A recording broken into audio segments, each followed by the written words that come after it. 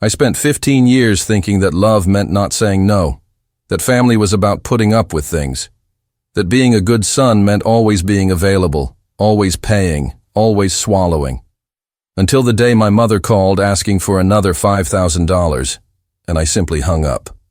No yelling, no explanations, just silence. And for the first time in my adult life, I breathed. But nobody prepared me for what would come next. Because when you stop being useful to those who never truly loved you, you don't discover who they are. You discover who you always were, and how much time you wasted pretending you didn't know. My name is David. I'm 54 years old. I work as an accountant in Portland, Oregon. And for a long time I thought being responsible was my greatest quality. My mother always said, "You're the only one who's any good in this family." My older brother, Derek, never held a job for more than 6 months. My younger sister, Lisa, had 3 children with 3 different men before. She was 25, and me, I was the stable one, the reliable one, the one who always showed up, the one who never failed, the one who never questioned. When my father died, I was 23 years old. He left debts, lots of debts. My mother cried at the funeral and told me, "Now you're the man of the house." I didn't know that phrase was a sentence, a life sentence. I started by paying her rent, then the car, then the electricity, water, and credit card bills. Derek would borrow money and never pay it back. Lisa would show up with the children asking for diapers, food, just this once, Dave. And this once always turned into every time. And I always gave. Because love is about helping, right? Family is about being present. I got married at 28. My wife, Rachel, was patient at first. She understood, or at least tried to understand. But over time, she started asking, "Until when, David?" I had no answer. I only felt guilt. Guilt for imagining saying no. Guilt for thinking about myself. Guilt for wanting a life that was mine. So I kept giving. I kept showing up. I kept being the man of the house. Until one day, without warning, my body simply gave out. I was driving to work when I felt my chest tighten. I thought it was a heart attack. My vision blurred. My hands trembled on the steering wheel. I pulled over to the side of the road and could only breathe in short gasps. It was exhaustion. Complete exhaustion. The doctor gave me 2 weeks off and told me, "You need to slow down." But how? How do you slow down when 5 people depend on you showing up? When you've become the linchpin that keeps everything turning? The 2 weeks of isolation were the quietest of my life. Rachel suggested we turn off our cell phones and go to a cabin in the countryside. I agreed. For the first time in 15 years, no one could find me. No calls, no texts, no requests, no fabricated emergencies. And you know what happened? Nothing. Absolutely nothing. The world didn't end. My mother didn't die. Derek wasn't arrested. Lisa didn't lose custody of her children. Life just went on. They just moved on. Without me. And that's when something started to crack inside me. A strange feeling. Almost like anger, but not quite. It was more like clarity. A cold, precise clarity. I was sitting on the cabin porch, drinking coffee, looking at the trees, listening to the silence of the forest, and I thought, what if I had never given them that money? Would anything have changed? Would they have managed? Or would I have just taught them that they didn't need to try, because I would always be there, always available, always solving problems, always saving them? We returned to Portland on Sunday night. Monday morning at 7:15 a.m., my cell phone rang. It was my mother. "David, thank God you're back. I need a favor." My stomach churned. It wasn't homesickness. It wasn't worry. It was fear. Visceral fear. Fear of going back. Fear of being that man again. The invisible man who only existed to solve problems. But I answered. Because that's what I always did. That's who I always was. "Hi, Mom. My car broke down. The mechanic said it'll be $2,500. Can you transfer it by tomorrow?" I looked at Rachel. She was watching me from the kitchen. Her face showed no judgment, just weariness. The same deep weariness I felt, a weariness of years. "Mom, I'll see what I can do. I need it by tomorrow, David. I can't work without a car." Work. She worked part-time at a beauty salon, 3 days a week. I worked 50 hours a week and paid the mortgage on a house where 4 people lived. 4 people who weren't me. I hung up and didn't transfer the money. Not that day. And I felt my heart beat differently, as if something had changed. Something small, but irreversible. Hey, if you've ever felt like you were carrying the weight of people who don't even say thank you, subscribe to the channel, because this story isn't over yet, and maybe yours isn't either. And tell me in the comments, where are you watching from now? I want to know. On Tuesday, she called again. I didn't answer. I let it ring until it went to voicemail. I listened to the message later. An angry voice demanding payment. On Wednesday, she texted, "David, this is no joke. I need the car. I'm going to lose my job." I took a deep breath. I stared at the message for 5 whole minutes. I typed, "Mom, I'm having financial problems this month. It's not going to work." I sent it, and I waited. My heart raced. The reply came in seconds. "You've always had money for everything. What changed?" The question echoed in my mind. What changed? Everything. Nothing. I changed. But she would never know that, because for her, I was just a function, not a son, a function. The provider, the one who solves problems, the one who doesn't question, the one who doesn't feel, the one who doesn't matter. I didn't reply to the message. I left it hanging. And for the first time, I felt something I had never felt. When dealing with my family, control, powerlessness, not anger, control. I wasn't punishing anyone. I was just stopping running, stopping saving, stopping disappearing so that they could exist. Derek called me on Thursday. "Dude, what's going on? Mom's freaking out. She says you're ignoring her." "I'm not ignoring her. I just said I can't help right now." "David, it's Mom, man. 2,500 is nothing to you." 2,500 is nothing. That phrase echoed in my head like a bell that had been ringing for years, but I had never really heard it. I earned well, that was true. But I also had bills. I had a wife. I had plans to have children. I had a life, a real life.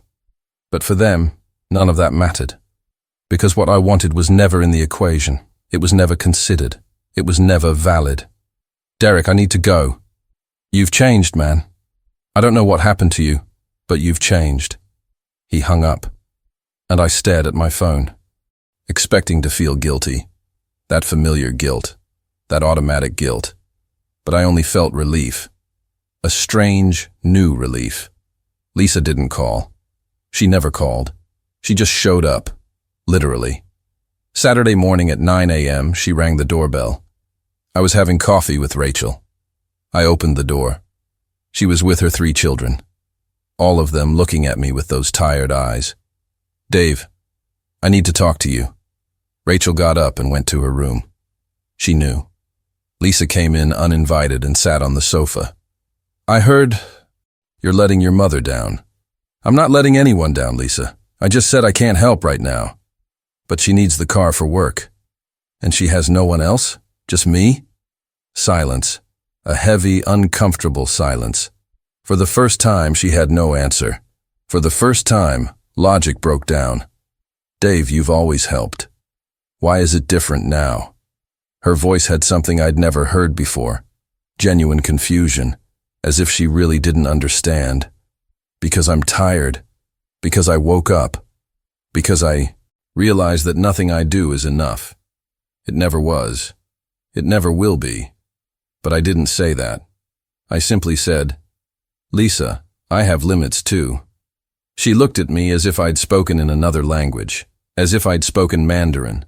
Limits. That word didn't exist in my family's vocabulary. Limits meant selfishness.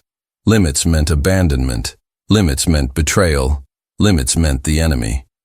She took the children and left without saying anything else. No goodbye. No hug. She just left.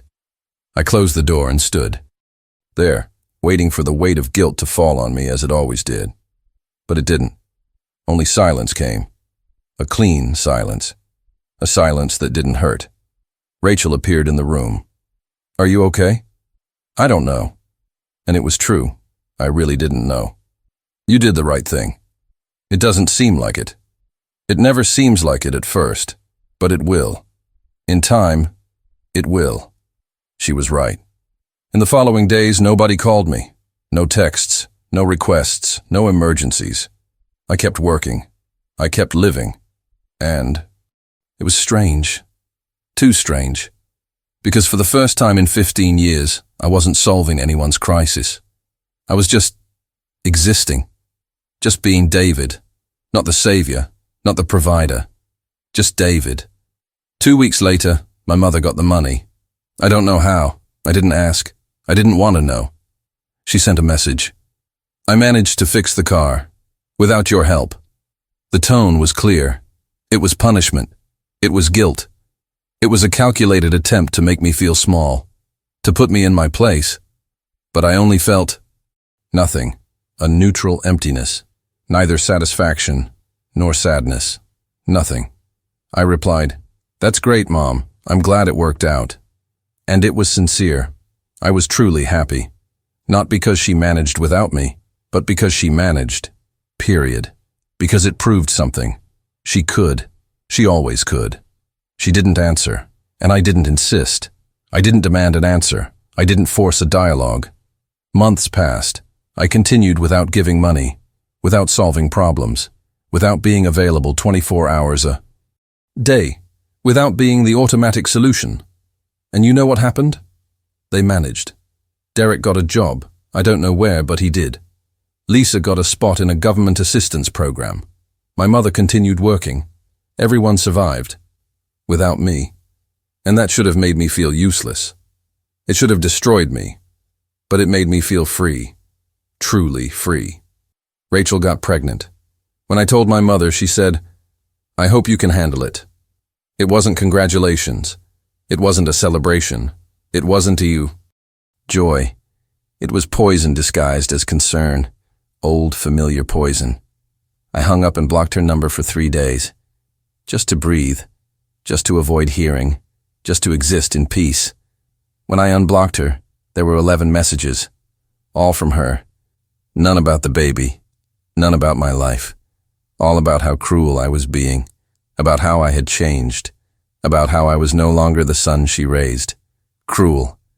That word haunted me for weeks. It echoed in my dreams. It appeared in my thoughts. But it never broke me. Rachel gave birth in November. A girl. We named her Emma. I cried holding her in the hospital. Not from joy. Not just from joy. From fear. Deep, real fear. Fear of failing her the way I failed myself. Fear of teaching her that love is about self-effacement, about disappearing, about serving until there's nothing left.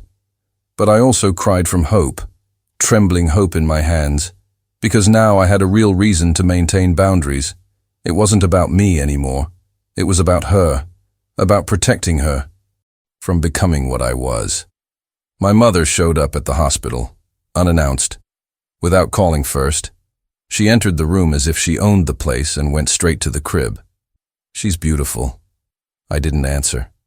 Rachel didn't either. We just watched, in silence, like observing a stranger.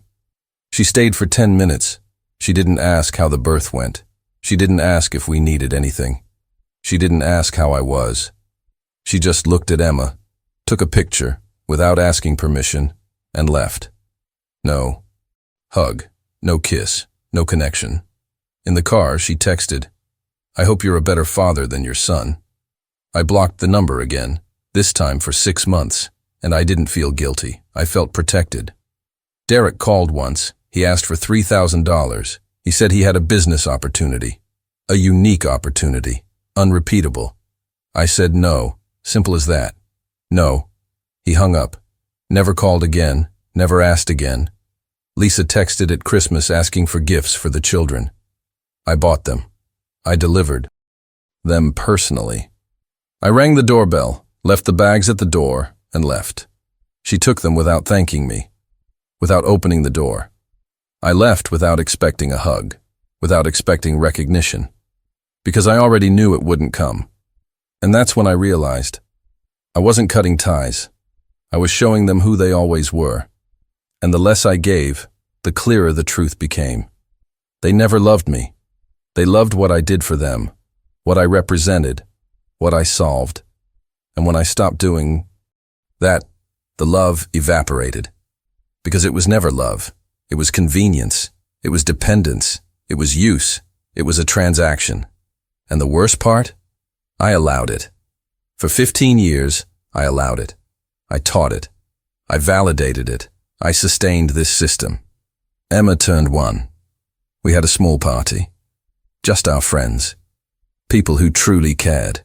No one from my family was invited. Rachel asked, "Are you sure?" Absolutely. She didn't insist. She knew. The party was light. It was joyful. It was the first celebration of my adult life without weight, without tension, without fear of someone asking something of me, without fear of someone turning a happy moment into a demand, without fear of being used in my own joy. I looked at Emma smiling in Rachel's lap, surrounded by people who truly loved her, not for what she did, but for who she was.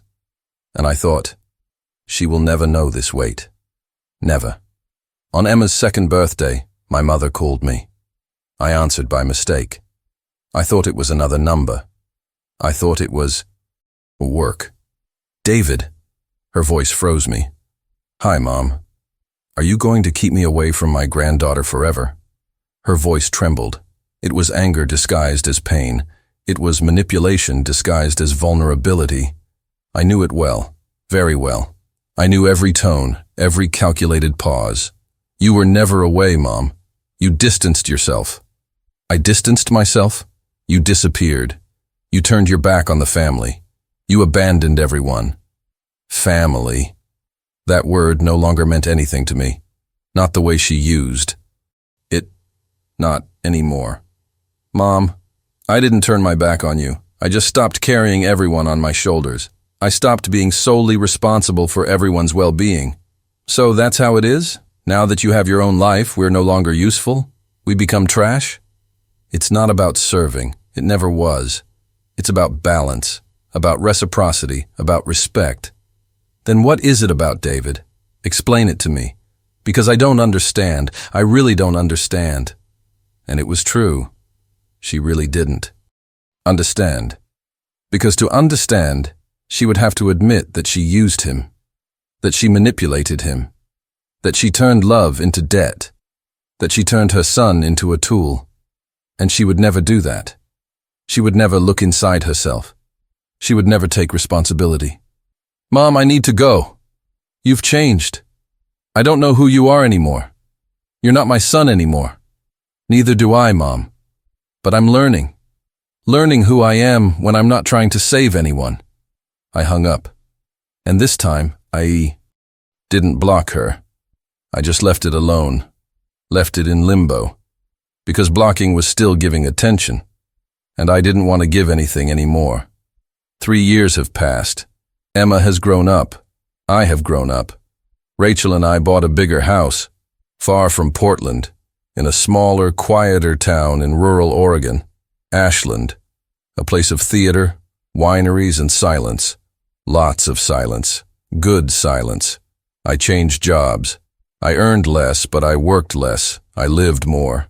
I spent more time at home, more time with Emma, more time with Rachel, more time with myself, more time just existing without the purpose of saving anyone. My mother called twice during that period, both times asking for money, both times with the same urgent tone. I said no both times, firmly, calmly, without anger. She stopped calling. Derek texted me once. "Congratulations, you did it. You've become a stranger. I hope you're happy." I didn't reply. There was nothing to say. Lisa blocked me on Facebook. I didn't even notice until months later. And you know what I felt? Nothing. Absolutely nothing. Not sadness, not anger, not relief. Just nothing. A comfortable nothingness. A peaceful nothingness. A nothingness that demanded nothing of me. Because they were no longer part of my emotional life. They were just names. Distant memories. Ghosts of a life I no longer lived. And that was okay. More than okay. It was necessary. Emma was 5 years old when she first asked me, "Dad, why doesn't Grandma ever come here?" Rachel and I were having dinner, spaghetti with tomato sauce, her favorite food. I paused, fork in the air. I looked at Rachel. She nodded slightly, as if to say, "Tell the truth. Always tell the truth." But what truth? How do you explain to a child that some people love you unconditionally? That some families are toxic? That silence is sometimes protection? That absence is sometimes love? Emma, Grandma, lives far away. But we can visit. We visit Mommy's grandma. We can. But we don't always want to. Why? She tilted her head. Curious, innocent. Because sometimes the people we love aren't good to us, even when they should be. Then we don't really love them. That broke me, and healed me at the same time. Because she was right. She was 5 years old, and she was absolutely right. True love doesn't hurt. It doesn't demand anything. It doesn't punish. It doesn't make you feel less. I hugged her and said, "You're very smart, you know." She smiled and went back to eating. Just like that. Children have that ability. To accept truths that adults take years to digest. To see clearly where adults see fog. I never lied to Emma about my family again. When she asked, I answered. Honestly. Lightly. Without bitterness. Without turning her into a confidant. Just with simple truths appropriate for her age. Rachel told me one night, "You seem lighter." We were in bed. Dark. Only the moonlight coming through the window. I do. Do you miss them? I thought. I really thought. I looked at the ceiling. I took a deep breath. No. I miss the idea of them.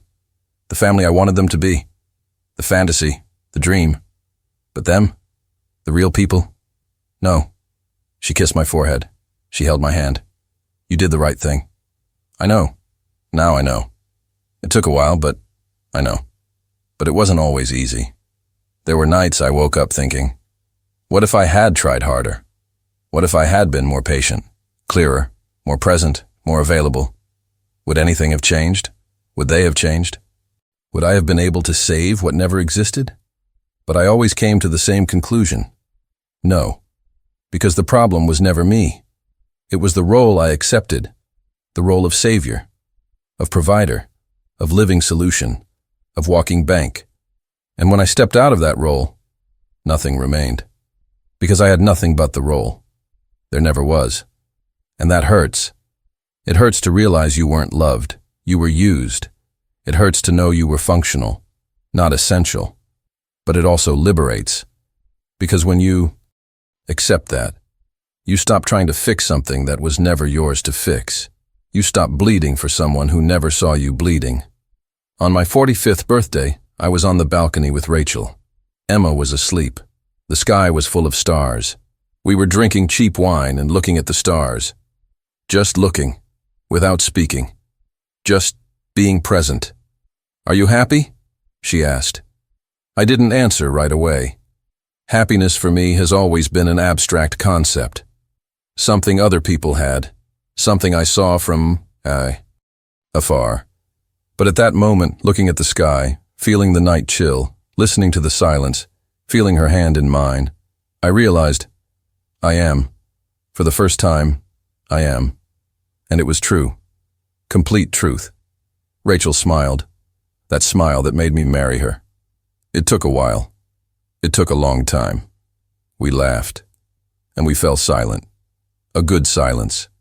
Without weight. Without demands. Without fear of what would come next. Without anxiety. Just presence.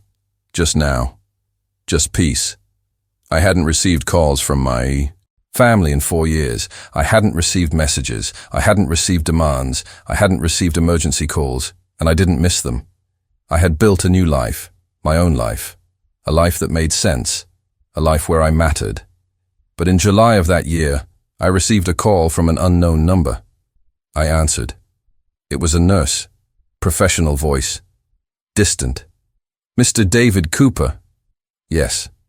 I'm calling from St. Vincent's Hospital in Portland. Your mother was admitted here today. She had a stroke. My stomach sank, not from immediate worry, but from something old, something I thought had died, but was only dormant. Obligation. That old familiar obligation. That sense of duty that wasn't love, but conditioning. How is she? Stable, but she'll need care. Physical therapy. Follow up. I understand. Thank you for letting me know. Are you coming, sir? Pause. Long. Heavy. I'll think about it. The nurse hesitated. I felt the silent judgment. She asked about you. She asked, or are you asking about her? Uncomfortable silence. I understand, sir. Sorry to bother you. I hung up. My hand was trembling. Rachel was watching me. Worried eyes. Your mother? Yes. Are you coming? I looked at her, then at the floor, then at nothing, then at the void where a clear answer should have been. I don't know. And it was true. I really didn't know. For the first time, I didn't have an automatic answer. I spent 3 days thinking, 3 days weighing things up. Obligation versus limit, guilt versus peace, humanity versus emotional survival, duty versus right, past versus future. I called the hospital. I spoke with the doctor. She was stable. She wasn't in danger of death, but she would have after effects. Motor difficulties on her left side, slightly slurred speech. She would need physiotherapy, possibly help at home, possibly someone. Does she have other children? The doctor asked. Yes, 2. Are they involved? I don't know. And it was true. I knew nothing about them. I hung up and called Derek. He answered on the 5th ring, surprised voice. David? Hi, Derek. I heard about Mom. Me too. I'll go there tomorrow. Okay. Silence. Long. Heavy. Awkward. Aren't you coming? I don't know yet. Dude, it's Mom. I know who she is. My voice came out colder than I intended. Then come. She needs to. Derek, I don't know if I can. I don't know if I should. Can I? David, she had a stroke. It's not about you. It's about her. But it was. It always was. Because if I went, it wouldn't be for her. It would be out of guilt, out of obligation, out of fear of being the villain, out of fear of judgment. I need to think. You always need to think. You always analyze everything. You just show up, man. You just go there and show up. He hung up. I stared at my phone. Rachel came into the room. Do you want to go? No. The answer came quickly. Right. Then don't go. But what if I regret it? Have you regretted every time you've gone? I didn't answer. Because the answer was yes. Yes, I regretted it. I always regretted it. I always felt I had given more than I should have. More than was healthy. Then your answer is already given. I didn't go. Not that day. Not the next. Not the following week. Derek called me again. She asked about you. His voice had something different about it. Tiredness. And what did you say? I said you were busy, that you had your life. Thank you. Don't thank me, I'm just trying to keep her from getting worse. You know how, she is. He hung up. And I let him. Lisa didn't call. She never called. Never called. Not even when it mattered. 2 weeks later, my mother was discharged from the hospital. Derek texted me. She's going to stay at my house for a while. I don't know how I'm going to manage, but she'll stay. I didn't reply. I left it on hold. He insisted the next day. I don't know how long I can afford this. Financially. Emotionally. I typed slowly. You'll manage. You always manage. Everyone manages. I sent it. He blocked me, and I breathed. Because for the first time I wasn't the solution. I was just David. A man. A father. A husband. Not a savior. Not a hero. Not a bank. 6 months later, Derek called me from a different number. I answered without thinking, without checking. David, I need to talk to you. Hi, Derek. My voice was calm. Strangely calm. Mom's not doing well. Not physically. Physically, she's getting better, but emotionally. She cries every day. She talks about you. She says, you abandoned her. That you're the only son she's ever truly lost. I didn't abandon anyone, Derek.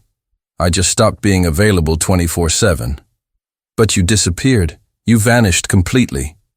I just stopped showing up. There's a difference, a huge difference. But it wasn't. Not for her. Not for them. To abandon is to leave someone helpless. I just stopped being that support. There's a difference, a huge difference. But they would never see it. Derek, I'm so sorry she's upset. Truly, I don't take pleasure in this. But I can no longer carry her emotional weight. I can no longer be responsible for her happiness. You always carried it. You were always the strong one. And look where that got me. Almost a nervous breakdown. Marriage almost destroyed. Mental health at rock bottom. Complete exhaustion. I almost died trying to be strong. Silence. Long. Heavy. Burdened. He didn't know. Nobody knew. Because I never complained. I never showed weakness. I was always the strong one. The reliable one. The one who endures everything. The one who never breaks. Until I almost broke. David, I didn't know. Nobody knew. Because I never told you. But now you know. And now you choose what to do with this information. And now you take care of it. Or you don't. But I'm not coming back. I can't come back. I won't come back. He took a deep breath. I heard the heavy sigh. Okay. Okay? I wasn't expecting acceptance. Yeah, I understand. I don't agree. I still think you should be here. But I understand. I see the weight now. I see what you've carried. Thank you. Take care of your family, David. Your real family. I am. For the first time, I'm really taking care of them. We hung up. And it was strange. Because for the first time, Derek wasn't angry. He was tired. Maybe he was starting to understand what I'd carried all these years. Maybe he was feeling the weight now. Emma was 7 when she asked me again about Grandma. Is she still sick? She's better. Much better. Will we never see her? I don't know, Emma. Maybe someday. But not now. You don't want to. I paused. I chose my words carefully. Very carefully. I want you to grow up knowing that love doesn't hurt. That family isn't about sacrificing who you are. That you can love someone from afar. And Grandma, she doesn't understand that. She never has. And I can't teach her. I can only protect myself. And protect you. Emma nodded. She didn't fully understand. Not yet. But one day she would. And when she did, she would have tools I didn't have. She would know how to say no. She would know how to set boundaries. She would know that peace is worth more than approval. That health is worth more than obligation. That she is valuable. My mother died 3 years later. Heart attack, quick, in her sleep. Derek called me crying. Deep sobs. She passed away in the early morning, alone. Nobody was there. Alone. That word echoed loudly. And I felt sadness. Not for the death, but for the life. For the life she chose. For the solitary life she built. For the life I almost chose too. I'm so sorry, Derek, truly. Are you coming to the funeral? I'll think about it. And this time, I really thought about it. I thought a lot. I went, not for her, for myself. Because I needed to close that chapter. I needed to see the end. I needed to feel that it was truly over. I needed a final point. The wake was small. Few people, very few. Derek, Lisa, Lisa's children, already teenagers. Some acquaintances from the salon, some neighbors. Me. I looked at the coffin and felt nothing. Not anger, not love, not relief, not deep sadness, just emptiness, a neutral emptiness. An emptiness without color, without temperature, without weight. Derek approached, red eyes, tired face. Thank you for coming. I don't know if it was right, but I came. But you came. That counts. To me, it counts. Lisa looked at me from afar. She didn't come closer. She didn't wave. She didn't smile. And I didn't go to her. We only existed in the same space. Without words, without hugs, without forgiveness. Because forgiveness requires recognition. And neither of us was ready for that. Maybe we never would be. At the funeral, the pastor spoke about family, about unconditional love, about legacy, about leaving a mark on the world. And I thought, legacy? What legacy? The legacy of a woman who turned her children into tools, who demanded love as a debt, who never asked how I was doing but always asked how much I could give? Who measured affection in dollars and availability? Is that the legacy? Is that unconditional love? After the funeral, Derek called me over to talk. He moved away from the other people. She left a letter for you. My heart raced. It pounded. When? A few months ago. She knew she was unwell. She knew her heart wouldn't hold out much longer. He handed me the envelope. Old paper. Her handwriting on the front. David. I looked at it. I didn't open it. I just looked. I just held it. Aren't you going to read it? Not now. Not here. David, maybe it's important. Maybe she said things you need to hear. Or maybe it's just more manipulation. And I can't take it anymore. Not today. I put the envelope in my pocket. I left.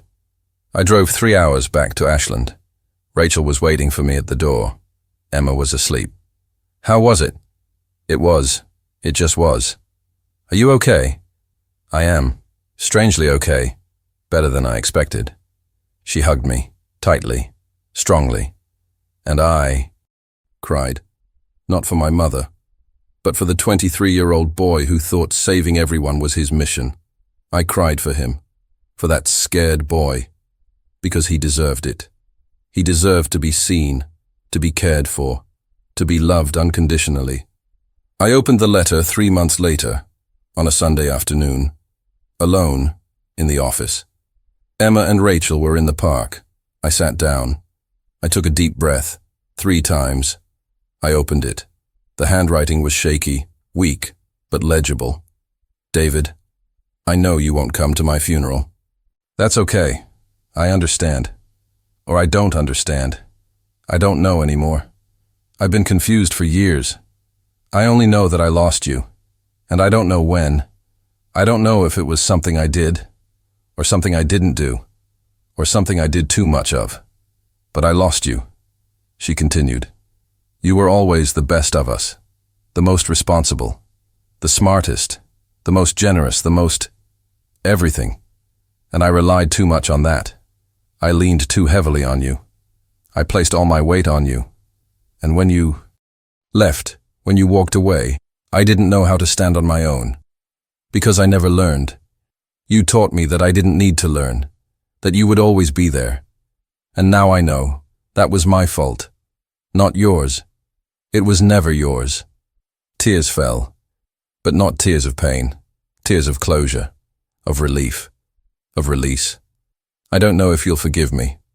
I don't know if I deserve forgiveness, but I want you to know I loved you, in the way I knew how, in the crooked and broken way I learned.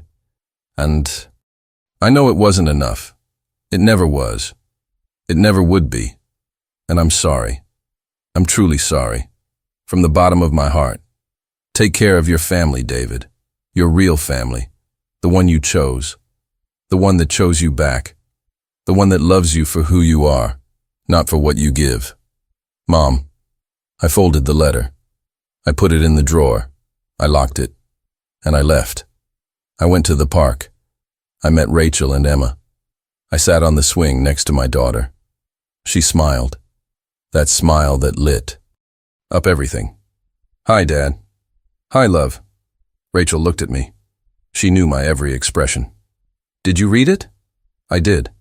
And it's over. It's finally over. It's all over." She held my hand, squeezed it. Emma swung higher, laughing, free, light.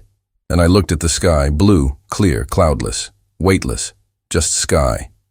For the first time in 22 years since my father's death, I felt peace. True peace. Not disguised guilt. Not temporary relief. Not the absence of pain. Peace. The peace that comes when you stop carrying what was never yours. When you understand that silence is not abandonment. It's protection.